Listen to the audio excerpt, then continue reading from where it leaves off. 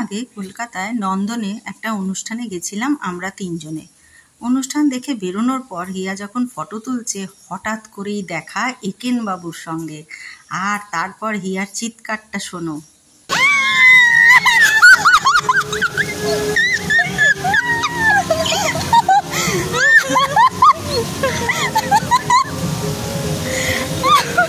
ওখানে একেনবাবু দেখে মন ভরেনি, তাই শান্তিনিকেতনে এসে প্রথম কাজ ছিল আমাদের একেন দেখতে যাওয়া।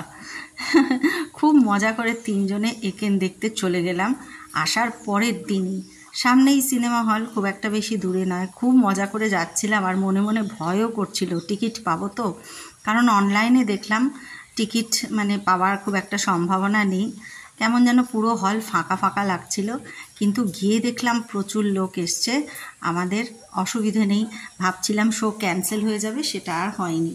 যাই হোক, কর্তার সাথে টিকিট কেটে আমরা ঢুকে পড়লাম গীতাঞ্জলি সিনেমা হলে। সিনেমা হলটা এত সুন্দর, না গেলে বুঝতে পারবে না। চারিদিকে পরিবেশটা অসাধারণ। এর আগেও আমরা এখানে দেখেছি দুর্গেশকরের গুপ্তধন, তারপরে আবার এই একেন। পায়ে পায়ে চললাম একেনের সন্ধানে।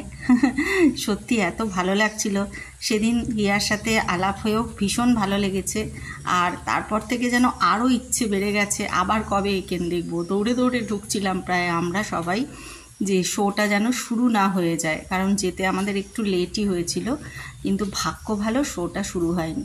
আর ঢুকবো কি, আমি চারিদিকে সৌন্দর্যই দেখে যাচ্ছি। এত সুন্দর পরিবেশ, এত সুন্দর প্রকৃতি, এখানে সাজানো হলটা দেখতে ভারী ভালো লাগে। আর আরও ভালো লাগে কলকাতায় এত ভিড়ভাট্টা সিনেমা হলে, আর এখানে বেশ ফাঁকায় ফাঁকায় দেখা যায়। সেজন্য আরও বেশি করে ইচ্ছে করে এখানে এসে এই সিনেমা হলটায় সিনেমা দেখি। তারপরে দ্য একেন, বেনারসে বিভীষিকা। এত ভালো সিনেমাটা, তোমরা পারলে অবশ্যই দেখো। আমরা তো আরও যে কতবার দেখব তার ঠিক নেই, এখনও হইচইতে আসেনি। হইচইতে আসলে তো আবারও দেখব। সিনেমা দেখতে দেখতে মাঝে একটু বিরতি আর স্ন্যাক্সের টাইম। সব স্ন্যাক্স খেতে খেতে আমরা মজা করে সিনেমাটা দেখলাম। আর আরও ভালো লাগলো, আমার কর্তা এদিন আমাদের সাথে সিনেমায় গেছে, যেটা রেয়ার, কোনো সময় হয়ই না প্রায় বলতে গেলে। আমি আর মেয়ে একা একাই যাই। আর তারপরে গলা ছেড়ে গান, সিনেমা শেষ হতেই এত ভালো লাগে গানটা। এবারে আর একটা মজার কথা, যে যিনি গানটা গেয়েছেন সেই সিধুর সাথেও এবারে দোলে শান্তিনিকেতনেই আমাদের দেখা হয়েছিল। আমার মেয়ে খুব সুন্দর একটা রিল বানিয়েছে, ইনস্টাগ্রামেও আছে, ফেসবুকেও আমি শেয়ার করেছি, তোমরা পারলে দেখো। তারপরে গান গাইতে গাইতেই তিনজনে বেরিয়ে এলাম। আর রাত্রিবেলা এই হলটার সৌন্দর্য বাইরেটা আরও বেড়ে যায়। তো বেরোতে বেরোতে আমরা আলোচনা করছিলাম কেমন লাগলো সবার। ভালো তো অবশ্যই লেগেছে, কর্তারও খুব ভালো লেগেছে, যদিও সে খুব একটা সিনেমার ভক্ত নয়, তাহলেও মোটামুটি বাংলা সিনেমা হলে ভালো গল্প হলে দেখে, তো ওরও খুব ভালো লেগেছে। সেই জন্যে আরও ভালো লাগছে আমাদের, যে না, সবাই মিলে ব্যাপারটা খুব এনজয় করা গেছে। একেনবাবুর কোনো সিনেমা, কোনো ওয়েব সিরিজ দেখতে আমাদের বাকি নেই। আমি আর মেয়ে যে কতবার দেখেছি, মোটামুটি ডায়লগ মুখস্থ হয়ে গেছে।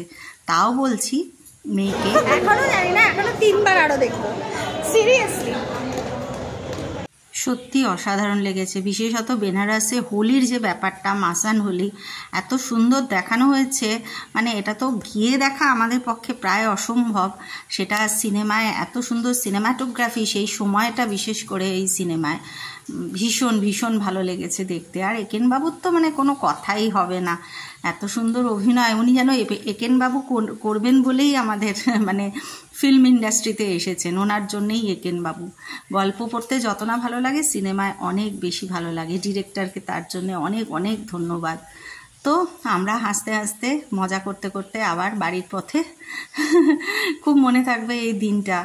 আর তোমরাও পারলে দেখে নিও, এই অনুরোধ রইল। টাটা।